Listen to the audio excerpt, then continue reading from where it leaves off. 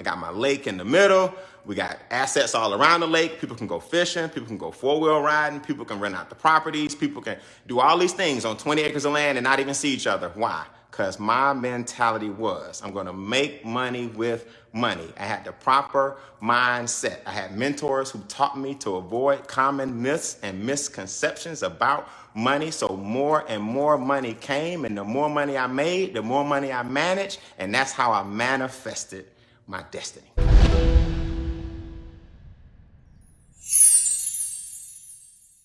What I want to talk about first, you would think I would use the word money first. Nope, that's the topic. That would be too obvious. You would think I'm going to use the word mindset. No, I'm not, because that's in my tagline, right? I've mastered 3 things, or I teach people 3 things: mindset, message, and money. I'm going off the top of the dome. Let's go with mentality. Let's start with mentality, right? We're on day 12. I hope you're changing your mentality. Let me tell you what the difference is. The reason I didn't go with mindset is because your mindset is kind of your philosophy, right? It's like the foundation. It is your, it's the ground kind of from which you walk on, right?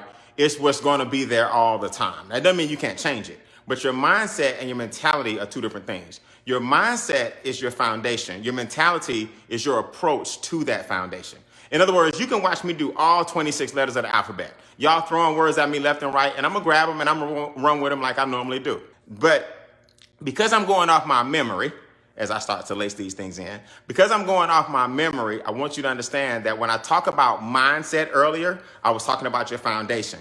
Today, I'm talking about your mentality, because I want you to understand the mission. The mission right now is for you to take the foundation and the mindset that I'm giving you throughout all 26 letters to give you a different mentality. That means you're going to do something different.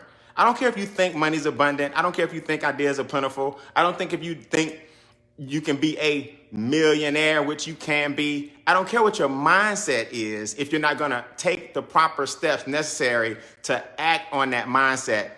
And that comes with giving you a mentality. That means what we have to do is maintain the behavior. In other words, long after the 26 letters have been given to you, are you going to maintain a certain behavior to enhance that mentality, to improve your mindset so you can make more money? Maybe you will, maybe you won't. But you can manifest whatever it is you want to manifest if you had a proper mindset. But it don't matter what your mindset is if you're not giving it the right fertilization and giving it the actions necessary. And that all comes with your mentality. That's your thoughts. So people don't believe you can make money out of thin air. No, you can't think about money and manifest it out of thin air. I wish I could just say money and it fall out the sky. What I can do is manifest an idea that will generate me some money. I can come up with an idea that would generate money, and therefore you have in fact manifested it, but it won't happen if you don't have the right mentality. A lot of people have a minimalist mentality. They think small. They think that, I just want the bare minimum. If I got an apartment, I'm fine. If I got a little car, I'm fine. If I got a little bit in my savings account, I'm fine. Well, that's why I'm coming to you as a mentor, and I'm telling you that that's not enough. See, my job is to motivate you as a mentor and tell you that that mentality is minute. It's too small. And you're doing yourself a huge disservice and making a huge mistake if you go out here thinking that you can't have more.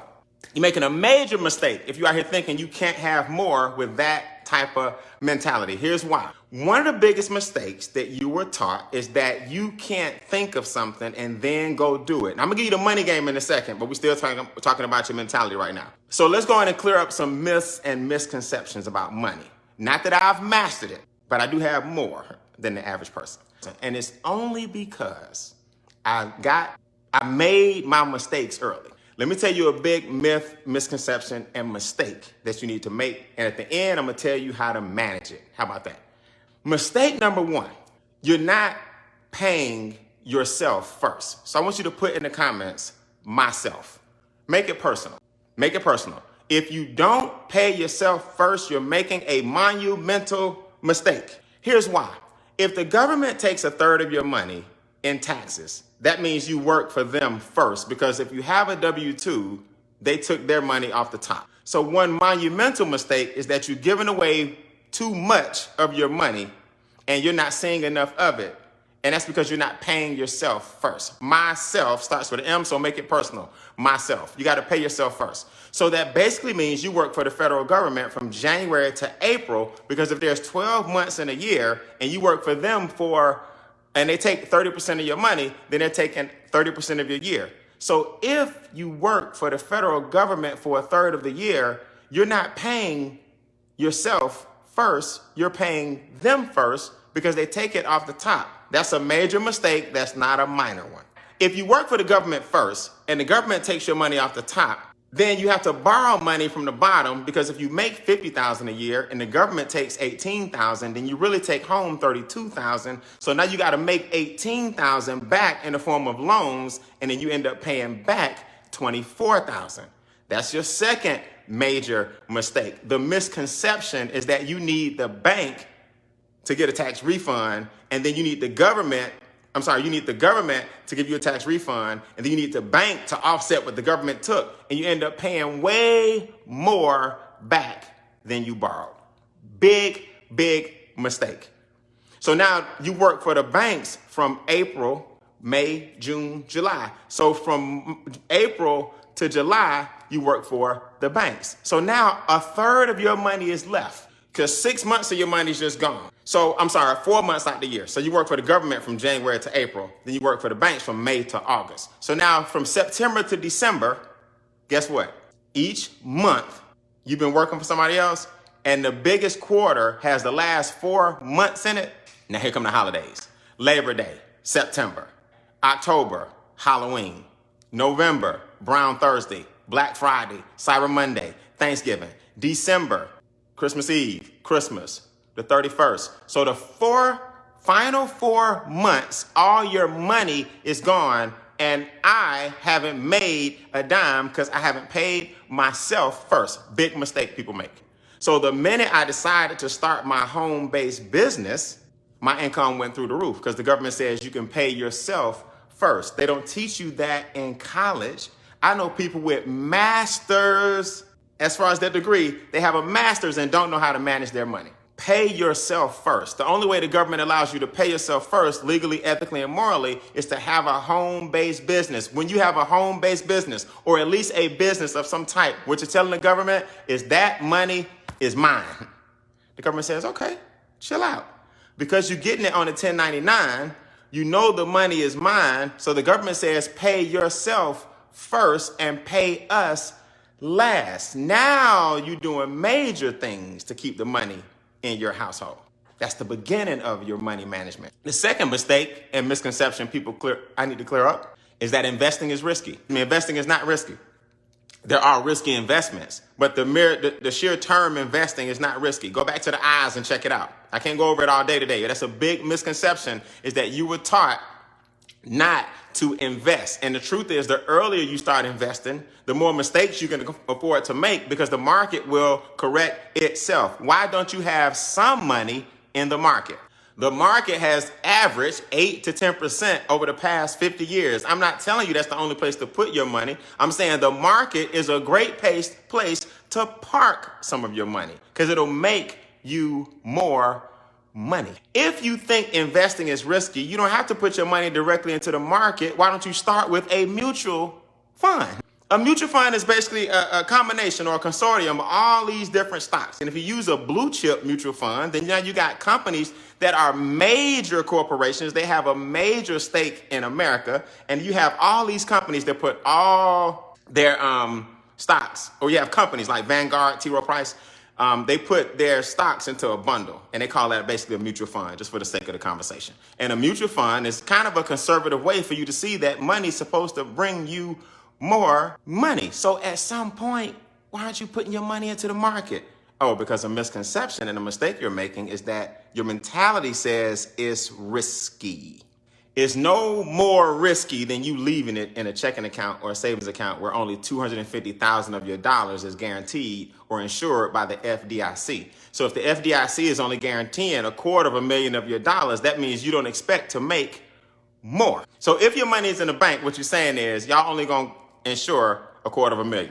So my mentality tells me I'm not gonna make more money because I don't have any money in the market, and I'm too scared to even start with a mutual fund. So I will never be a master of my finances, and I'll never monetize my life. I pay myself first. I started with mutual funds. I have money in the market. I made a ton of mistakes. I lost my first $1 million, but I did it when I was young, because there's nothing wrong with making mistakes when you're young, because you can rebound a lot faster. Why aren't y'all mastering the basics when it comes to your money? And that's why I'm the mentor to millions, because I'm going to shake it out of you. I'm going to shake it out of you. And guys, I didn't make this stuff up, right? I had great mentors along the way that told me how to clean up my finances. I'm just a messenger helping you along this journey. Have I used enough M's yet? Y'all gonna keep trying to throw me off with these M's? Because y'all know I can catch them. It don't really matter what you give me, because I have a great memory. All right, so let's knock this out real quick. Let's talk about money management before we go. We talked about some myths. We talked about some misconceptions. We talked about some common mistakes. Let's talk about money management. If y'all haven't shared this by now, you crazy. It's just free game, right? Like Monopoly. I mean, it's better than Monopoly. I'm just giving you free game. Okay, so let's talk about money management. I learned this a long time ago. I didn't do this with the A's, but I could have talked about asset allocation. All you need to really do is understand percentages when it comes to managing your money, and your future will look magnificent. Take the first 30% and I pay myself. So that's what y'all need to write down. The first 30% goes to me, myself, okay? And I would say I, but I was last week. So the first 30% goes to me, myself. Wealth principle. Now, that's for your expenses. That's for your lifestyle. That's for your bills. That's for you to eat. That's mine. That first 30%, I did the work. So what you're saying is that money's mine. Now, the second 30% needs to go towards working capital.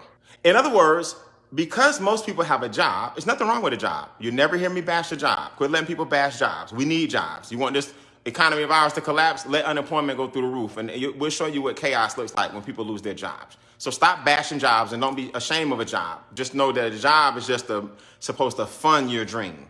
So 30% goes to you. The other 30% is supposed to go toward, another 30% goes toward your working capital. That means you're putting it to the side so that one day you can start your business, which allows you to pay yourself, which is myself, first. The mere fact that you have a W-2 won't let you pay yourself first. So the W-2 is supposed to fund the working capital necessary to pay yourself first, which is myself first. That's the other 30%. Now, when the opportunity hits you, you already have it. Hey, Brian, we need $30,000 to flip into this property. We already calculated the after repair value. The ARV is going to bring you back $70,000 if you put in $30,000, but you've already been working on that because 30% of every percentage of the money that you made went toward working capital. Here's money management. Basic money management. We teach this all throughout our movement. I don't know why more of you guys haven't gotten with the person that's sharing this video and said, what is the movement all about? The extra digit movement. We teach this all day. The final 30% goes toward your future. It's got to go somewhere where you can't touch it. Your IRA, your retirement, your SEP, your Roth. I'm not here to tell you which one to get. But I am telling you that you got to put some money towards your future that you cannot touch, because inflation, I don't know if I did inflation with a few days ago or not, I can't remember. But inflation means the cost of living grows every day. So if you're making today's money in the future, it's not going to be worth half as much because the cost of living continues to go up. So $50,000 today is not $50,000 in 10 years. It's like $32,000. So you're going to have to save more and invest more now to keep up with inflation. So that's why 30% of your money management is going toward your future and putting it in something you cannot touch without getting penalized, or you're going to touch it. It's just a matter of time. You're going to touch it. So that's why they create things that penalize you and give you a little slap on the wrist so you won't make that mistake and touch the money that's supposed to be for your future. Now, 10% will go toward charity or somebody else. I talked about that big time in another letter. I think it was G for giving. If y'all haven't gone, man, and just binge watch these videos, you need to get your journal, J, and go binge watch all the letters up until this point.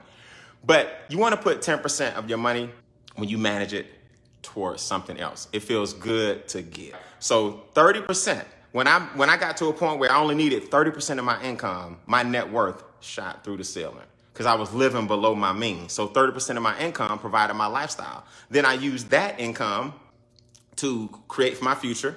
Then I created some working capital. Then that working capital paid off my debt.